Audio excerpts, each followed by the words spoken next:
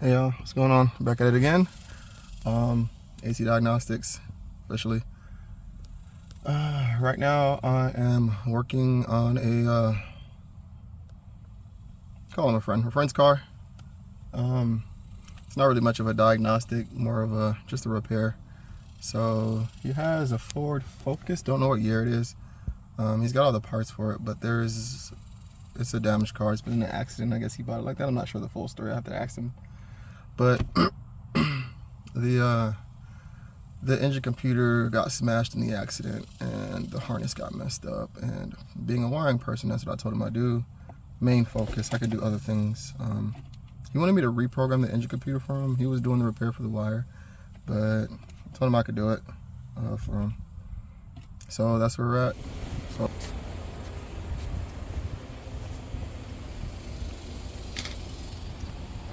So I'm assuming this is the damage. And then here's the new one. Looks to be about the same. And there is the carnage down there. So this is where he started. I would solder it, but cutting and then resplicing is kind of dirty. And then also, for me, in my opinion, it's time consuming because you got to heat shrink and all that stuff. This one, you just pull the pins out one for one it. And slap it on with the new connectors. So it's a decent amount of wires. Go ahead and get that done.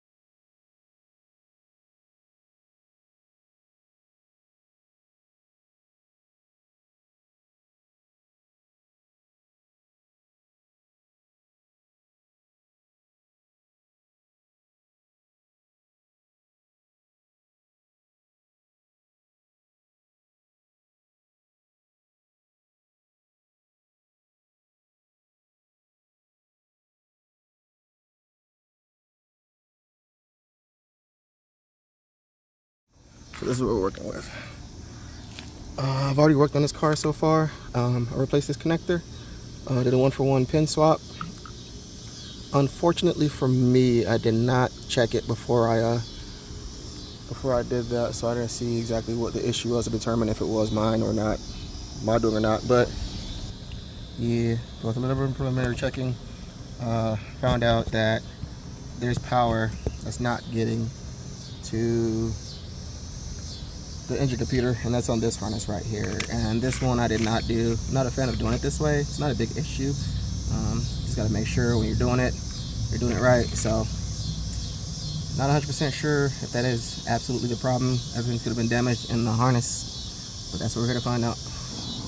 All right, real quick, something I wanted to point out. Part of my theory as to why I think this is like a blown fuse somewhere. I didn't have too much time to figure it out, but that. So when the car got hit, assumption, it was in motion. That's the assumption.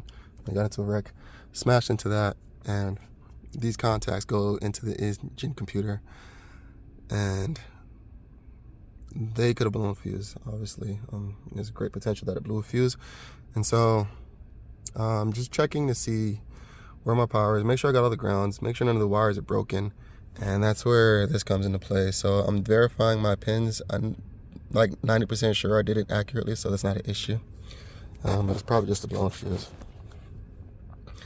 And so we're going to find that out real quick. So ultimately, I just ran through. I had to go through manually and figure out what was power to the engine computer and then what wasn't power. But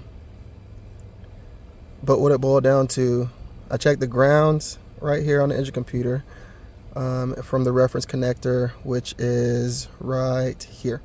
So C175B, I figured out where that connector was and what it looked like, and I found all the termination points on there. So this is a connector, C175B. It tells you what each pin is in that connector. So it starts off 1, 2, 3, 4, 5, 6, and then it goes over to 7 all the way through the rest of them. And it actually tells you like what they are in this diagram. So the idea was to verify that none of our power and ground wires were messed up because the engine computer was not online. This one wasn't getting any power, these two wires, 5 and 6, because the engine computer wasn't grounding out that relay. The relay wasn't energizing the PCM power relay. And so I had to check power here. We got power at 1 and 3. And I wasn't sure if the engine computer needed other sources of power to energize this relay. And so before I checked this one, I tried checking it from this side. I wasn't getting anything. Sometimes it's just a voltage drop and not so much a straight drop to ground. And so I verified the ground circuits over here, and I verified the power sources. On this one I got 5 volts, on this one I got 0 volts, and I went through the other diagrams because there's more diagrams that show you sources of power going to the engine computer, and verified that they were getting power. So everything was getting power. The only issue came down to was here. And so when I verified power and ground, I came back to this one and I checked from this pin to this pin right here for continuity, and it gave me OL. And I could show you that real quick. That's what pin 2 on the PCM power relay and pin 27. And just to pull that up real quick, we're going to go to the PCM power relay. I don't need this diagram anymore. Let's see if I can't find it in here. Either way it goes, PCM power relay, which is that relay right there. Pin 2 is the one that's closest to us right there. And I pretty much went from that pin right there to, let me show you real quick. So pin 2 all the way down to pin 27.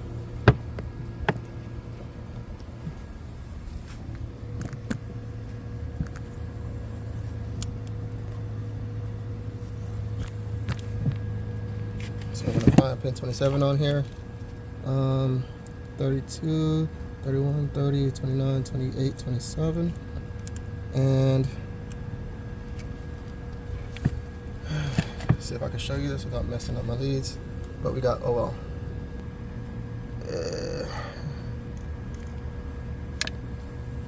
So we got, what is it? 32, 31, 30, 29, 28, 27. Okay, we wanted to go to 27, so it was 6 total. And that, as you can see, is this wire right here, and that's the blue yellow wire. And so I traced it back, and I was looking at it, and at first glance it looks just like blue yellow, like it probably won't even pick up on camera, but there's the blue yellow. But then this is one that it was attached to, and this is after I checked. Like, I glanced at it and I was like, okay, that's yellow blue. And then I went back up top, and this is where so it even threw me off for a loop. But this is where I came up and I figured out, okay, so the wire, it runs through, so this is the relay right here, and it runs through the fuse box, and it makes a loop through a connector. And then this connector, pin 35, I found out was this point in here. And so I found that pin as a reference point, which is a corner one, blue white. Let's see, I had to pull up another diagram, but we're not going to do that right now. So just trust me that this one is blue white. And I counted back, okay, 1, 2, 3, 4, 5, 6, 7. And this is the pin that we're looking for. And then we're going to pull that up real quick just to show you guys. 35 should be yellow blue. And it also tells you what it goes to. So there's 35. And it's control module powertrain control relay. And then 41 is a 12 gauge wire, which is blue and white. But right here, sorry, I can't even see. This 41 is the yellow, white, blue. I also verified 14, which is this one, is the brown blue, just to make sure I was in the right orientation, because I can't see the other side. I'm not going to dig in it if I don't have to. But I can see yellow, blue right about here. So 41, 1, 2, 3, 4, 5, 6, 7.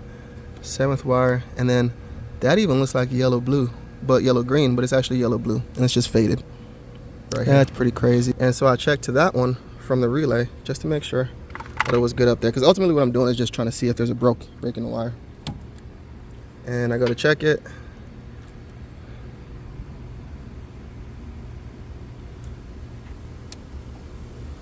Okay, and there's your continuity. So we know we're good up there. I was like, okay, let me double check.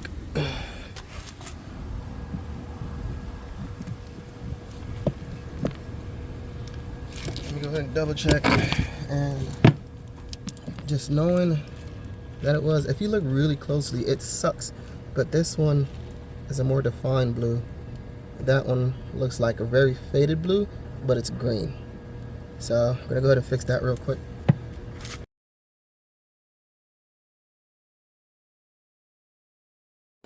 Okay, so this is the one that we need. It's funny because they both look the same. That's so unfortunate. Oh Lord. That one and this one. Just gonna strip them.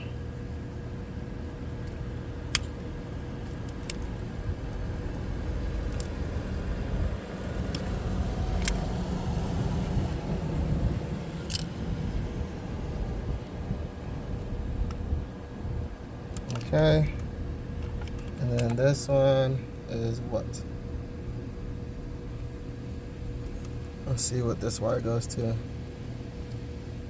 It is in the number 19 position. So the number 19. All right, y'all. So it turns out number 19. I was trying to record the screen to show y'all on the diagram. I looked it up. So that's what this is. Number 19. It's hard to see, but right there, that's the 19th spot. It's labeled right there. So according to the diagram, this one is not used. So right now, just have the wires twisted together. We're gonna hook everything back up and then see what it does. I'm hoping that that is the only one. It's weird too, because 19 goes all the way up there. Let's put this cover back on. All right, y'all. Finally got it hooked up. Got the connector attached. I'm gonna go ahead and let's set y'all up in the car. Here's a magical moment. Putting the keys in.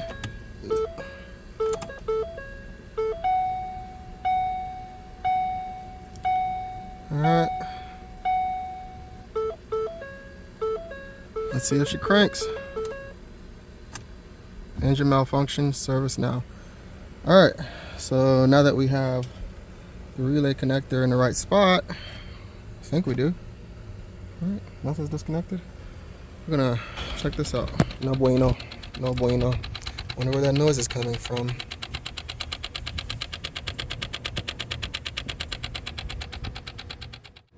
I'm hoping that that is the only one.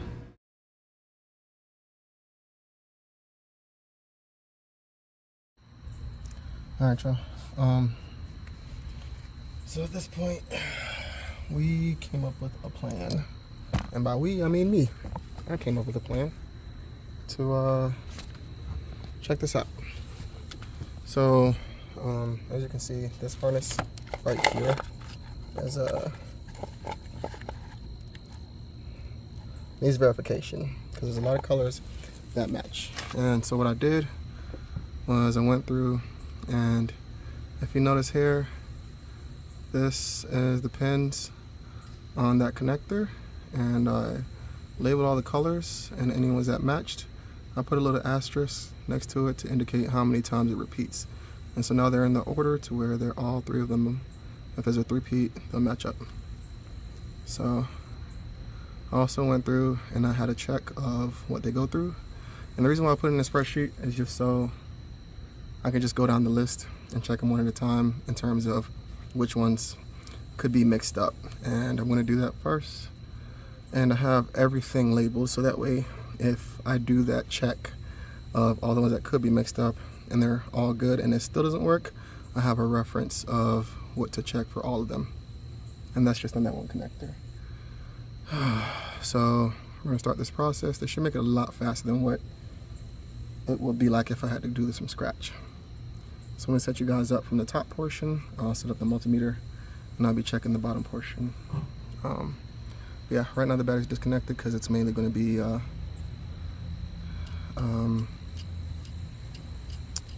point to point. So the first one we're gonna check is pin 1.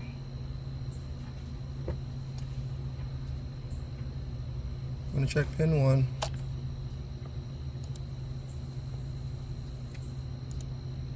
To pin 34, which is labeled right here. 2, 33, 34. I want to check the bottom one. Alright. So that one, I would put the, actually I could reach a meter down here. I'm going to set it up down here. Okay. So 1.3 ohms. That one's good. I'm going to do pin 2 on that side. So let's go ahead and show you real quick. I'm sure there's a better way to set this up so that way I'm not moving all over the place, but this is the best I got right now. So pin 1 going over to pin 2.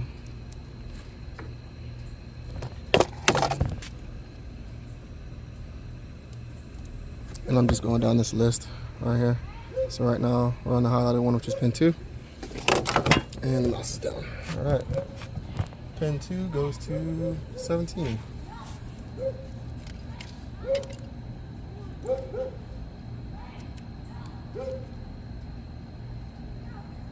What's that?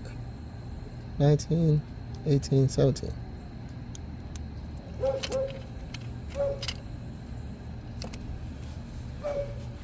Alright, I don't know if you can see, that's OL. So what we have to do, blue, yellow.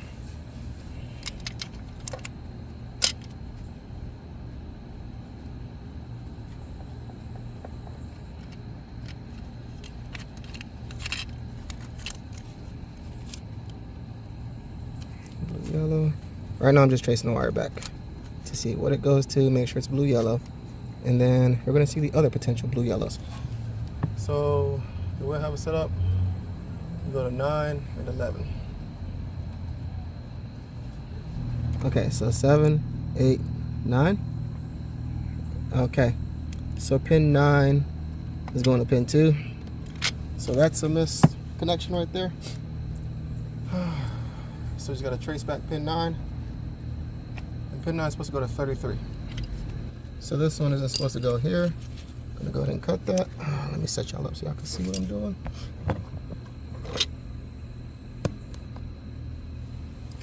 So this wire right here needs to swap places with this one. Okay, so 19, 18, 17. That should be this one.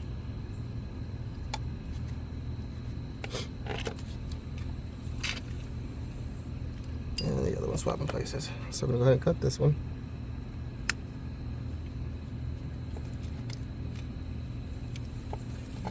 Lord.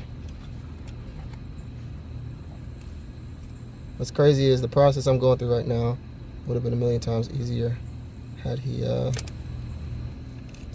just gone through and labeled the wires. If you're ever doing this, if you ever decide to do something like this, to make it easier on yourself, it's easy to just take apart the back of the connector and look at the number of the pins, which is on the front. You don't even have to have a diagram. Just look at the front of the pins and just label the wire with a piece of tape and a pen. Like, bro, piece of tape, pen, paper, label the wires and then just cut them below the label. So that way, when you go to attach new wires, it's you just look at the pins, which number it is, hook it up to that number wire, because a lot of these wires are the same color. You don't have to do that for all the wires too. You can just look at the wires, find the doubles, and just label them. So like if you have a green and yellow, or yellow green, then just label the yellow greens. And if you have like red orange, you see there's 2 red oranges in here, chances are those are mixed up. So right now On this side, I have 2 wires that are disconnected. This one I disconnected and reattached. There's another one right here. Looks like the heat shrink came off of that. This one I pulled off actually. But then there's another one that I just cut, and there it is. Okay, and so what we have to do is that for all of them that are mixed up. And I just gotta pull it out so I can make sure I can get easy access to it. So this one is the one that we need. Gotta go ahead and check it. So there's the multimeter, and here, just out of frame, there's the wire. So there's that, and then you're gonna see, push it in, it should reach. Okay, so this is the bad one. This is the one that does not go to 17. So let's find, or sorry, that one's yellow. That one's also yellow blue actually. Let's go ahead and find this wire, pull it through. So this is 18, 17, sorry, 17. There's a space between the two. 19, 18, 17. So 17 should go to pin 2. And pin 2 goes to pin 9. So pin 9 is the other one, and we have to cut that one. So this one should be pin 9.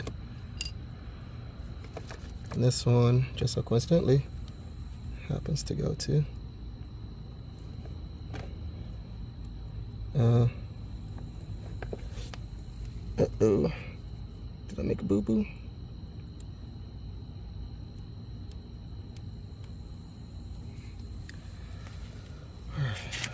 Make sure we're pushed all the way in up here.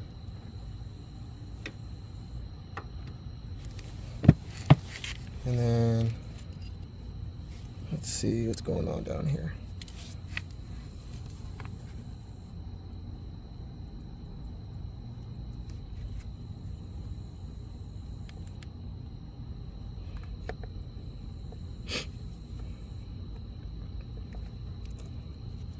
Seven, 8, no, okay. That's not the wire I'm looking for. This is the one I'm looking for.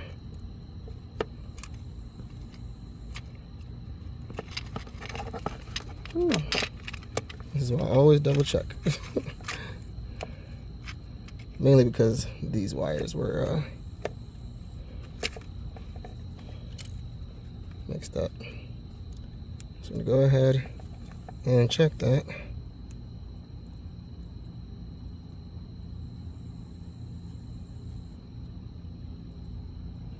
Okay, so as I'm barely making contact in there, 1.3. So this is the one that needs to go to this wire. 17 goes to 2. And this leads, so it's 17 right here. And what I'm gonna end up doing is, I don't even have any heat shrink for all of these wires. So for now, I'm just gonna temporarily hook them up. It's hard to see, but right now I'm just stripping the wire so I can twist it up. There we go. So that one's stripped, and 17, I'm gonna strip that one. All right, so that's the process pretty much. For now, I'm just twisting them up because I don't want to make anything permanent. It'll make it that much harder.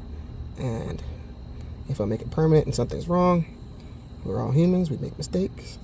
So what I'm going to try to avoid doing is making a permanent mistake that ends up forcing me to have to cut the wires again. But yeah, so right now they're just temporary. I'll bring y'all back when I'm going to solder the wires. But that's it. That's the process. And then there's about, I don't know, a total of 59 minus however many of these are not going anything. Some of them are going to none, so I might just cut them off because they're not going to anything, so it doesn't make any sense for me to find their termination point. But I'm probably going to end up with wires that don't go anywhere. So just going off of this list and hitting the check mark as I get them done. But yeah, so I think I'm gonna make a note next to the ones that I find that are bad, so that way I know that I've already done it. But yeah, that's where I'm at. All right, y'all, change of plans. I'm actually going to solder as I go, mainly because I'm gonna have to desolder and it saves me the wire. So right now I'm just tinning the wires. I really don't want to record this process, but I'll just show y'all a couple of what I'm doing.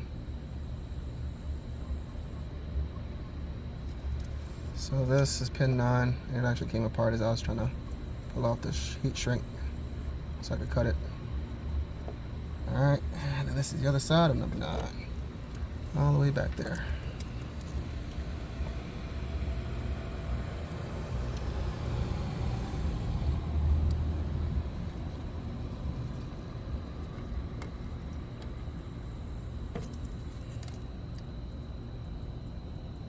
Did I not? I don't think I tinned that one. Go ahead and tin it, or not tin it, but get some flux on it. There we go. I don't think I did that yet. Now it should flow better. There's some flux flowing.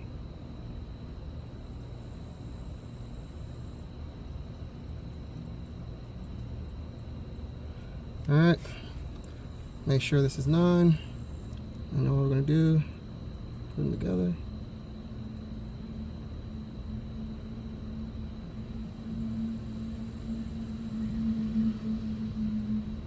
Okay, and they're attached. And we can just verify. No, that's not 9, that's 17. 17 goes to 2. So I'm going to put this back into 2. Put this one into 17. 19, 18, 17. Turn my multimeter back on. And there you go, continuity. So that one's good. Didn't show y'all this, but what was it? 11 was good on this side, so pin 11 was good. 9 is the other blue and yellow one. That one was swapped, so ultimately it was just this one and then the other one that it came off of. So that wire looks solid. Gotta go ahead and slide this heat shrink over, and we're gonna shrink it.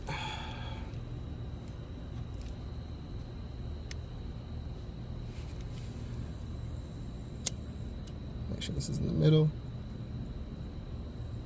A little bit of overlap on both sides. That's just perfect. Perfect. Wish it wasn't blue. Actually, no, it's good. Because the only ones that are blue are the ones that I attached. And literally the ones that I attached, I left the heat shrink off of because I wasn't sure if they were the right wires. Because he left like 4 or 5 wires left. They're the ones with the blue heat shrink that's not shrunk. And all the black ones are the ones that he did. And so I just connected whatever wires were left over. Not even sure if they were the right ones, so there may be a couple that I attached that aren't in the right spot, and that's just because it's what was left. If there was ever an incident where there was multiple wires together, I would have checked it, but there weren't two different colors, or 2 colors that could go to 2 different spots. But yeah, that's the process right now.